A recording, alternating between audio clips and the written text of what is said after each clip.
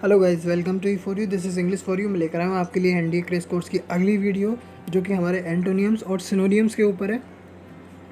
तो चलिए शुरू करते हैं। National defence academy English with you frequently asked synonym and antonyms from the previous year papers.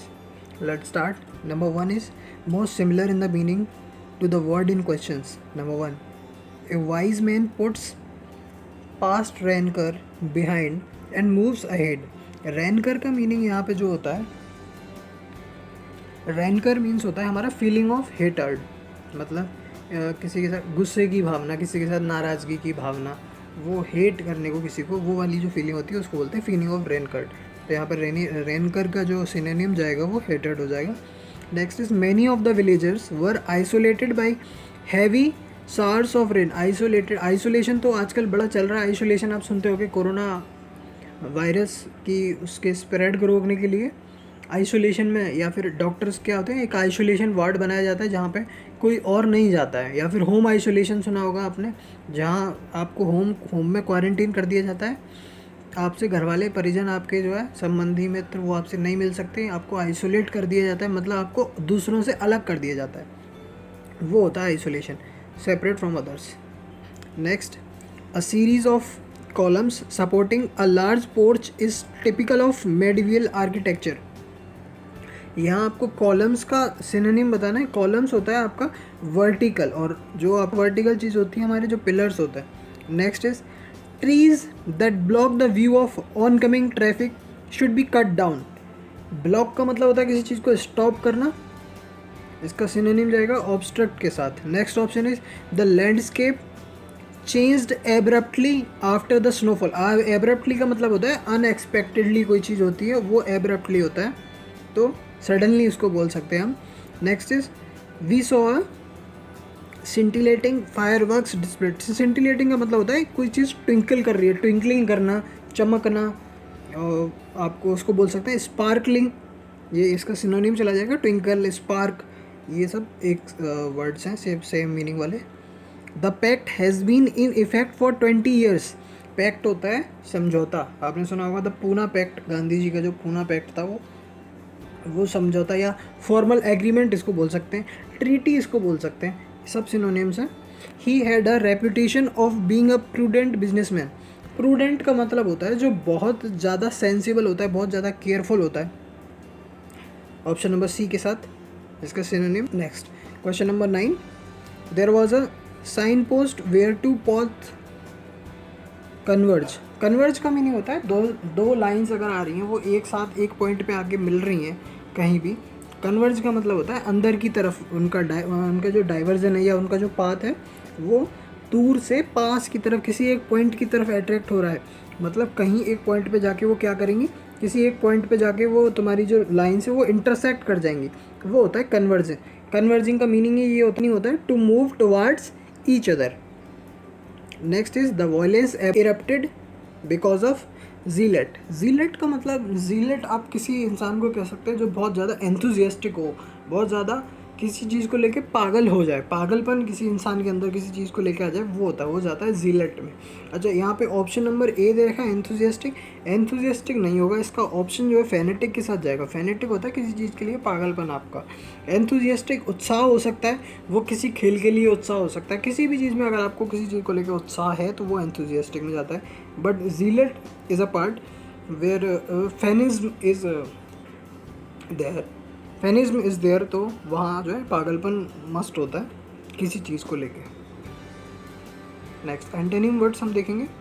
Mostly, nearly, opposite. Most nearly opposite words जो होंगे हमारे, तो कैंडिड। कैंडिड का मीनिंग हम आपको बता दें, मीनिंग होता है स्पीक फ्रेंकली। कैंडिड मीनिंग होता है स्पीक फ्रेंकली, तो स्पीक फ्रेंकली, तो इसका अपोजिट जो हमारा चला जाएगा वो गार्डेड के साथ चला जाएगा। मतलब जो स्पीक फ्रैंक बोल रहा है, जो ओपनली सब कुछ बोल रहा है, और गार्डेड मतलब जो लिमिटेड बोल रहा है, किसी बात को नपा तुला बोल, तो वो गार्डेड के साथ आ जाएगा। The guilty appeal to the jury to condone his punishment. आप कॉन्डोन का मतलब समझ लीजिए। कॉन्डोन का मतलब होता है to accept behaviour that is morally wrong. कोई चीज़ मोरली रॉन्ग होती है, उस चीज़ को एक्सेप्ट करना, वो तो कॉन्डोन के साथ जाता है। कंडेम्ड इसका अपोजिट होता है, इसका मीनिंग होता है किसी चीज़ को स्ट्रॉन्ग डिसअप्रूवल दे देना, किसी चीज़ को एकदम से मना ही कर देना, पूरा डिसअप्रूवल, किसी की निंदा करना। बोला आपने निंदनीय वर्ड सुना होगा, निंदा करना किसी की, तो वो आपका कंडेम के साथ चला जाता है।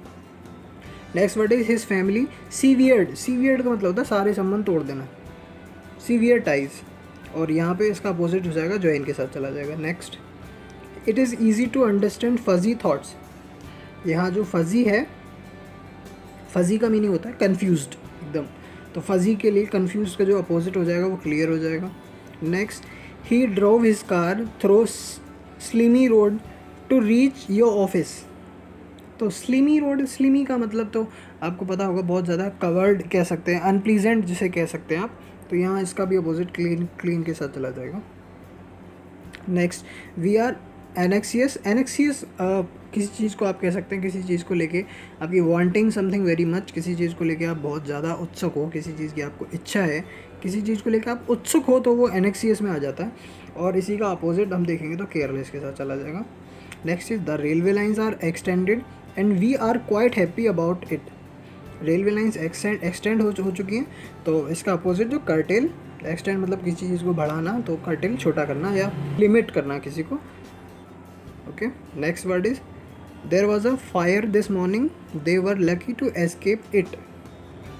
एस्केप मतलब बच निकलना, किसी से कहीं फायर लगी थी तो दे वर लकी टू एस्केप, तो एस्केप फिर अरेस्ट उसका अपोजिट होता है। एस्केप मतलब निकलना और अरेस्ट मतलब वहीं कैद हो जाना, तो वो उसका अपोजिट सेंस देगा। नेक्स्ट कुछ नए एंटोनियम्स हैं। रीट्रेट, रीट्रेट मतलब होता है किसी चीज़ को बार बार दोहराना, वो रीट्रेट में आ जाता है। इसका जो अपोजिट जाएगा, मतलब एक तो होता है दोहराना, एक होता है किसी चीज़ को कम्युनिकेशन ही जानना हो, जहाँ नो कम्युनिकेशन जोन हो जाए कोई, तो वो कौन सी चीज़ हो जाएगी, वो हो जाएगी फीडबैक। क्या हो जाएगी, फीडबैक हो जाएगी। वहाँ आप कम्युनिकेशन होता है नहीं, रीट्रेट में दोहराने के लिए दो लोग तो होंगे, एक दोहराएगा, एक कुछ बोलेगा, दूसरे उसको रिपीट करेंगे, वो रीट्रेशन होगा। और फीडबैक में क्या होता है, सिंपली वहाँ दोहराने वाला कोई होता नहीं। Next is डिस्पार्ज।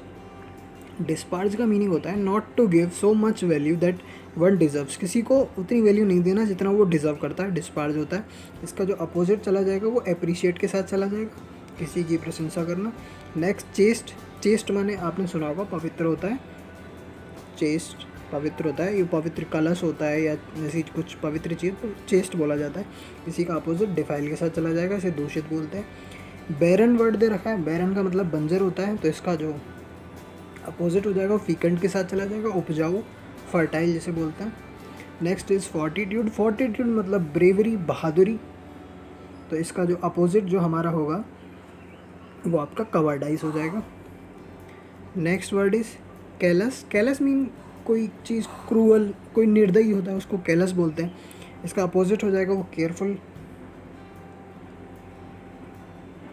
Next is germane. Germane that is संबंधित, अनुकूल, किसी चीज़ से कोई चीज़ संबंधित होती है या अनुकूल कोई चीज़ होती है उसको जर्मेन बोलते हैं। इसका अपोजिट वर्ड है वो इररिलेवेंट होता है। Next is laggard. Laggard means not so fast, कोई चीज़ बहुत ज़्यादा स्लो होती है, कोई स्लो लर्नर होता है, लैगार्ड होता है। कोई बच्चा फिसड्डी होता है एजुकेशन में, स्लो लर्नर होता है, धीमे धीमे उसको चीज़ें समझ आती हैं, वो लैगार्ड होता है। पढ़ाई लिखाई में जो पिछड़ जाता है वो लैगार्ड ऐसा होता है कोई चीज़, लैगार्ड उसे बोलते हैं। तो लैगार्ड का जो अपोजिट चला जाएगा वो एक्सपर्ट के साथ चला जाएगा। एक्सपर्ट से एक्सपेक्ट नहीं होता कि वो स्लो चले। तो चलिए आज की वीडियो को हम यहीं तक रखते हैं, तब तक के लिए stay connected, keep learning, keep supporting us. Thanks for watching the video.